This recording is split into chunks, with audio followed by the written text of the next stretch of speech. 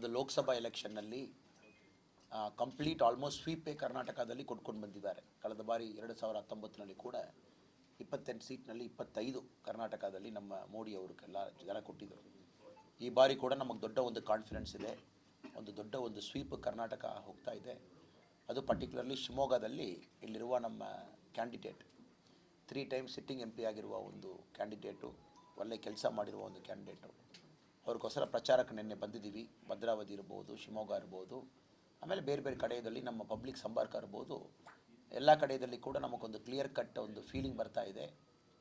ಈ ಬಾರಿ ಇನ್ನೂ ಜಾಸ್ತಿ ಒಂದು ಮಾರ್ಜಿನ್ನಲ್ಲಿ ನಮ್ಮ ರಾಘವೇಂದ್ರ ಅವರು ಸಿಟ್ಟಿಂಗ್ MP ಅವರು ಜನ ಆಶೀರ್ವಾದ ಪಡ್ಕೊಂಡು ಒಂದು ದೊಡ್ಡ ಒಂದು ಮತ ಡಿಫ್ರೆನ್ಸ್ನಲ್ಲಿ ಗೆದ್ಕೊಂಡು ಬರ್ತಾರೆ ಅನ್ನೋ ಒಂದು ಫೀಲಿಂಗ್ ನಮಗಿದೆ. ಎಲ್ಲ ಕಡೆಯಲ್ಲಿ ನೋಡುವಾಗ ಜನ ಕೂಡ ಭಾಳ ಕ್ಲಿಯರ್ ಆಗಿದ್ದಾರೆ. ಇದೊಂದು ನ್ಯಾಷನಲ್ ಎಲೆಕ್ಷನ್, ಅದು ಪ್ರೈಮ್ ಮಿನಿಸ್ಟರ್ ಆಗಿ ಯಾರು ಬರಬೇಕು, ಸೊ ಆ ಕ್ಲಿಯರ್ ಕಟ್ ಕಾನ್ಫಿಡೆನ್ಸ್ ಜನಕ್ಕಿದೆ. ಆ ಪ್ರೈಮ್ ಮಿನಿಸ್ಟರ್ ಚೇರ್ನಲ್ಲಿ ಕೂರಲಿಕ್ಕೆ ಯಾರಿಗೂ ಕಂಪ್ಲೀಟ್ ತಾಕತ್ತಿದೆ, who is eligible to become the prime minister. So ಈ ಕ್ರೈಟೀರಿಯಾ ನೋಡುವಾಗ ಇದು ಆಲ್ಮೋಸ್ಟ್ ಬಂದು ಅಪೋಸಿಷನ್ನಲ್ಲಿ ಎಷ್ಟೋ ಪಾರ್ಟಿ ಒಟ್ಟು ಸೇರಿದಾರ ಕೂಡ ಅವರಲ್ಲಿ ಒಂದು ಕ್ಲಿಯರ್ ಕಟ್ ನರೇಟಿವು, ಅವರು ನಮ್ಮ ದೇಶಕ್ಕೆ ನೆಕ್ಸ್ಟ್ 25 ಇಯರ್ಸ್ ಏನು ವಿಷನ್ ಪ್ಲ್ಯಾನ್ ಇಟ್ಕೊಂಡಿದ್ದಾರೆ ಅದೆಲ್ಲ ಬಿಟ್ಟು ಅವರಲ್ಲಿ ಇರುವ ಪ್ರೈಮ್ ಮಿನಿಸ್ಟರ್ ಕ್ಯಾಂಡಿಡೇಟ್ ಯಾರು, ಇದು ಏನು ಕೂಡ ಫೇಸ್ 2 ಇವತ್ತು ಎಂಡ್ ಆಗ್ತಾ ಇದೆ. ಪ್ರಚಾರ ಸೈಲೆನ್ಸ್ ಪೀರಿಯಡ್ನಲ್ಲಿ ಇದೆ, ಇವತ್ತುವರೆಗೆ ಹೇಳಲಿಕ್ಕಾಗಿಲ್ಲ. ನಿನ್ನೆ ವಯನಾಡಿನಲ್ಲಿ ಬೆಳಗ್ಗೆ ನಾವು ಪ್ರಚಾರಕ್ಕೆ ಹೋಗುವಾಗ ಭಾಳ ಕ್ಲಿಯರಾಗಿ ನೋಡಿದ್ದೀವಿ, ಅಲ್ಲಿ ಕಮ್ಯುನಿಸ್ಟು ಕಾಂಗ್ರೆಸ್ ಇರುವ ಜಗಳ. ಸೊ ಸ್ಪೆಷಲಿ ಔಟ್ಸೈಡ್ ಸ್ಟೇಟ್ಸ್ನಲ್ಲಿ ಇರುವಾಗ ನಾವೆಲ್ಲರೂ ಕೂಡ ಇಂಡಿಯಾ ಅಲಯನ್ಸ್ ಪಕ್ಕದ ಸ್ಟೇಟ್ನಲ್ಲಿ ಏನು ಮಾಡ್ತಾ ಇದೆ ಒಂದು ಸಾರಿ ನೋಡಬೇಕು. ಸೊ ಕೇರಳದಲ್ಲಿ ಫೈಟ್ ಯಾವ ಥರ ಇದೆ, ಅಲ್ಲಿರುವ ಚೀಫ್ ಮಿನಿಸ್ಟರ್ ಸನ್ಮಾನ್ಯ ವಿಜಯನ್ ಅವರು ರಾಹುಲ್ ಗಾಂಧಿ ಅವರು ಯಾಕೆ ಅರೆಸ್ಟ್ ಮಾಡಿಲ್ಲ ಅನ್ನೋ ಅವರು ಹೇಳ್ತಾ ಇದ್ದಾರೆ. ರಾಹುಲ್ ಗಾಂಧಿ ಅವರು ಅಲ್ಲಿ ಕೇರಳ ಮುಖ್ಯಮಂತ್ರಿ ವಿಜಯನ್ ಅವರು ಯಾಕೆ ಅರೆಸ್ಟ್ ಆಗಿಲ್ಲ ಅನ್ನೋರು ಹೇಳ್ತಾ ಇದ್ದಾರೆ. ಆಮೇಲೆ ವಯನಾಡಿನಲ್ಲಿರುವ ಒಂದು ಲೆಫ್ಟ್ ಬ್ಯಾಕ್ಡ್ MLA ಅವರು ರಾಹುಲ್ ಗಾಂಧಿ ಅವ್ರಿಗೆ DNA ಟೆಸ್ಟ್ ಮಾಡಿಸ್ಬೇಕು. ಸೊ ಈ ಥರ ಶಬ್ದದಲ್ಲಿ ಅಲ್ಲಿ ಪ್ರಚಾರ ಆಗ್ತಾ ಇದೆ. ಸೊ ಜನ ಅಲ್ಲಿರುವ ಸಾಮಾನ್ಯ ಜನರು ಕೂಡ ಡೈಲಿ ಈ ಥರ ಶಬ್ದ ನೋಡ್ತಾ ಇದ್ದಾರೆ. ಅವರೊಳಗಡೆ ಆಗುವ ಜಗಳ, ಬಿಲೋ ದ ಬೆಲ್ಟ್ ಕಮೆಂಟು, ಅವರೆಲ್ಲ ಕೂಡ the power hungry, the power ಗ್ರೀಡಿನ ಹೇಳ್ತಾರೆ, ಏನೋ ಒಂದು ಮಾಡಿ ಪವರ್ನಲ್ಲಿ ಕೂರಬೇಕು. ಆಮೇಲೆ ತೆಲಂಗಾಣ CM ರೇವಂತ್ ರೆಡ್ಡಿ ಅವರು ಉದಯನಿಧಿ ಸ್ಟಾಲಿನ್ ಮೇಲೆ ಕ್ರಮ ತಗೊಳ್ಬೇಕು, ಸನಾತನ ಧರ್ಮ ಬಗ್ಗೆ ತಪ್ಪಾಗಿ ಹೇಳಿದರು, ಈ ಥರ ಅವರು ಶುರು ಮಾಡಿದ್ದಾರೆ. ಇದೆಲ್ಲ ಇದುವರೆಗೆ ಆಗೋರು ಯಾರು ಮಾತಾಡಿಲ್ಲ. ಫೇಸ್ 1 ಆದ ಮೇಲೆ ಇಂಡಿಯಾ ಅಲಯನ್ಸ್ ಅವ್ರಿಗೆ ಗೊತ್ತು ಆ ಇಂಜಿನ್ ಖಂಡಿತವಾಗಿ ಟೇಕ್ ಆಫ್ ಆಗಲ್ಲ, ಟೇಕ್ ಆಫ್ ಆಗಿಲ್ಲ. ಸೊ ಮುಂದೆ ಅವ್ರು ಹೋಗಲಿಕ್ಕೆ ಸಾಧ್ಯತೆ ಇಲ್ಲ. ಫೇಸ್ 1ನಲ್ಲಿ ಯಾವಾಗಲೂ ಕೂಡ ಇವರೊಂದು ನೆರೆಟಿವ್ ಸೆಟ್ ಮಾಡಿದರು, ಅದು ಕಾಂಗ್ರೆಸ್ ಪರವಾಗಿರುವ ಫೇಸ್ 1. ಬಟ್ ಅದರಲ್ಲಿ ಕೂಡ ಈ ಬಾರಿ NDA ಕಳೆದ ಬಾರಿ ಎಷ್ಟು ಗೆದ್ದಿದ್ದೀವಿ ಅದರ ಜಾಸ್ತಿ NDA ಈ ಬಾರಿ ಗೆಲ್ತಾರೆ. ಸೊ ಅದಾದ ಮೇಲೆ ಈ ಫೈಟ್ ಎಲ್ಲ ಕಡೆ ನೋಡ್ತಾ ಇದ್ದೀವಿ. ಕರ್ನಾಟಕದಲ್ಲಿ ಕೂಡ ಡಿಫ್ರೆಂಟ್ ಇಲ್ಲ. ಕರ್ನಾಟಕದಲ್ಲಿ ನಾವೆಲ್ಲ ಕೂಡ ಪೇಪರ್ದಲ್ಲಿ, TVದಲ್ಲಿ ಲಾಸ್ಟ್ 4-5 ಡೇಸ್ ಈ ಸ್ಟೇಟ್ನಲ್ಲಿ ನೋಡ್ತಾ ಇದ್ದೀವಿ. ಸೊ ಪ್ರಧಾನಮಂತ್ರಿ ಮೋದಿಜಿ ಅವ್ರ ಮೇಲೆ ಬಿಲೋ ದ ಬೆಲ್ಟ್ ಕಮೆಂಟು, ಭಾಳ ನಾಚಿಕೆಯ ಮಾತು, ಇದೆಲ್ಲ ಕೂಡ ಕರ್ನಾಟಕದಲ್ಲಿ ಲೀಡರ್ ಶುರು ಮಾಡಿದ್ದಾರೆ. ಇದೆಲ್ಲ ಕೂಡ ಜನ ನೋಡ್ತಾ ಇದ್ದಾರೆ.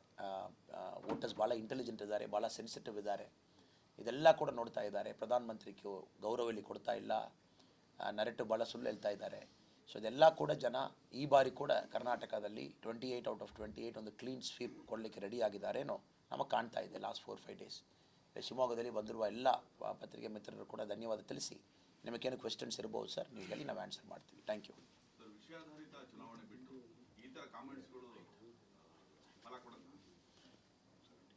ಸರ್ ಸಾರಿ ಸರ್,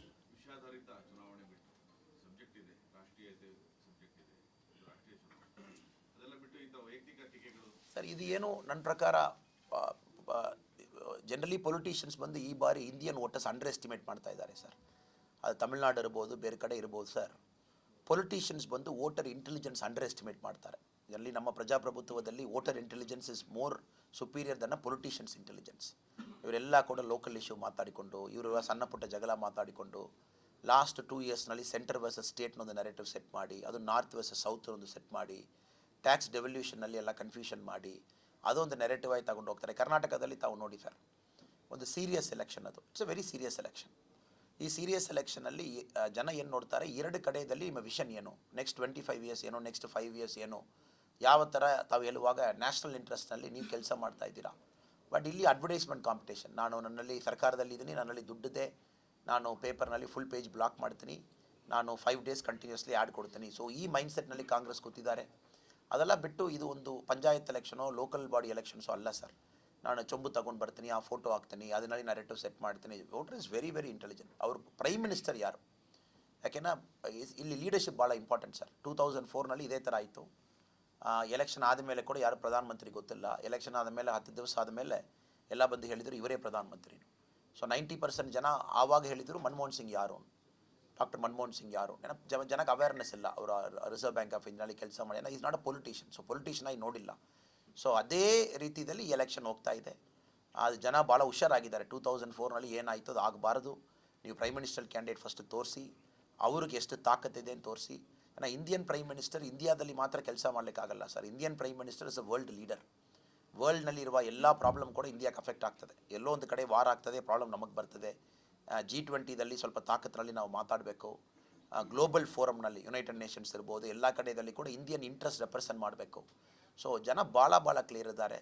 ಇದು ಇಂಡಿಯನ್ ಪ್ರೈಮ್ ಮಿನಿಸ್ಟರ್ ಬರೀ ನಮ್ಮ ಊರಿನಲ್ಲಿ ಒಂದು ಪೊಲಿಟಿಷಿಯನ್ ಇಲ್ಲ, ವರ್ಲ್ಡ್ನಲ್ಲಿ ಇಂಡಿಯನ್ ಇಮೇಜ್ ಮ್ಯಾನೇಜ್ ಮಾಡಬೇಕು, ವರ್ಲ್ಡ್ನಲ್ಲಿ ಇರುವ ಇಶ್ಯೂಸ್ ಹ್ಯಾಂಡಲ್ ಮಾಡಬೇಕು. ಸೊ ಜನ ಮೈಂಡ್ಸೆಟ್ ಈ ಥರ ಶಿಫ್ಟ್ ಆಯ್ತು ಸರ್. ಫಸ್ಟೆಲ್ಲ ಎಕ್ಸ್ಟರ್ನಲ್ ಅಫೇರ್ಸ್ ಎಲ್ಲ ಒಂದು ಇಶ್ಯೂ ಅಲ್ಲ ಎಲೆಕ್ಷನ್ನಲ್ಲಿ. ಇವಾಗ ಈ ಎಲೆಕ್ಷನ್ನಲ್ಲಿ external affairs is an issue. ದೇಶಕ್ಕೆ ಹೊರಗಡೆ ಏನಾಗ್ತದೆ, ನಮ್ಮ ದೇಶ ಬಗ್ಗೆ ಯಾವ ಥರ ಥಿಂಕ್ ಮಾಡ್ತಾರೆ.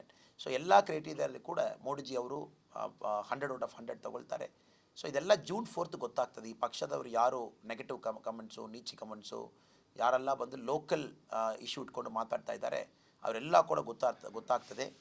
Voter is more intelligent than an average politician. Sir ಒಂದು ಡೇಟಾ ಕೊಡ್ತೀನಿ ಸರ್. ತಾವು ನೋಡಿ ಸರ್, UPA ಸರ್ಕಾರ 10 ವರ್ಷ 2004 to 2014 UPA ಸರ್ಕಾರ ಇರುವಾಗ ಸರ್, ಕರ್ನಾಟಕದಲ್ಲಿ 10 ವರ್ಷ ಬೇರೆ ಸರ್ಕಾರ ಇತ್ತು ಸರ್. ಆ ಬೇರೆ ಸರ್ಕಾರ ಇರುವಾಗ ನಾವು ಯಾವಾಗಲೂ ಕೂಡ ಒಂದು ಸ್ಟೇಟು ಸೆಂಟ್ರಲ್ ಗೌರ್ಮೆಂಟಲ್ಲಿ ನಮಗೆ ಒಂದು ಫ್ಲಡ್ ಸಿಚುವೇಶನ್ ಇರ್ಬೋದು, ಅದು ಕರ್ನಾಟಕ ಥರ ಡ್ರಾಟ್ ಸಿಚುವೇಶನ್ ಇರ್ಬೋದು, ಯಾವಾಗಲೂ ಕೂಡ ನಾವು ಪರಿಹಾರ ಹೇಳ್ತೀವಿ. ಸೊ ಎಷ್ಟು ಪರಿಹಾರ ಹೇಳಿದರು ಸರ್?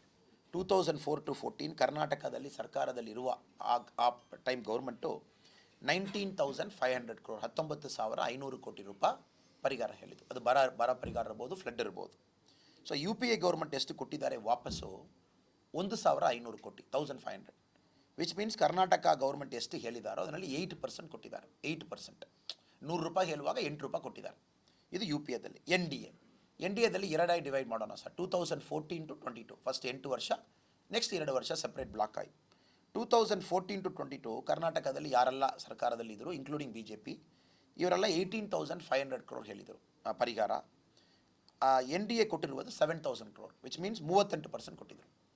ಸೊ ಯಾವಾಗಲೂ ನಮಗೆ ಗೊತ್ತು ಸರ್, ಪರಿಹಾರ ಯಾವಾಗಲೂ ಓವರ್ ಎಸ್ಟಿಮೇಷನ್ ಆಗ್ತದೆ. ತಮಿಳ್ನಾಡು ಇರ್ಬೋದು, ಯಾವುದೋ ರಾಜ್ಯ ಇರ್ಬೋದು, ಓವರ್ ಎಸ್ಟಿಮೇಷನ್ ಮಾಡ್ತಾರೆ. ಅದು formula based, index based approach. ಒಂದು NDRF ಒಂದು ಸ್ಕೇಲ್ ಇದೆ, ಆ ಪ್ರಕಾರ ಕೊಡ್ತಾರೆ. ಸೊ UPA ಸಮಯದಲ್ಲಿ 8%, NDA ಸಮಯದಲ್ಲಿ 38%. 2023-24 ಕರ್ನಾಟಕ ನೋಡುವಾಗ ಸರ್, ಒಂದೇ ಲಾಟ್ನಲ್ಲಿ 18,100 crore, ಅದೇ ಇವತ್ತಾಗುವ ಡಿಸ್ಕಷನ್ ಡಿಬೇಟು, 18,100 ಕೋಟಿ ರೂಪಾಯಿ. ಸೊ ತಮಿಳ್ನಾಡಿನಲ್ಲಿ ಇದೇ ರೀತಿಯಲ್ಲಿ ನಮ್ಮ ಮುಖ್ಯಮಂತ್ರಿ ಸ್ಟಾಲಿನ್ ಅವರು ಅದು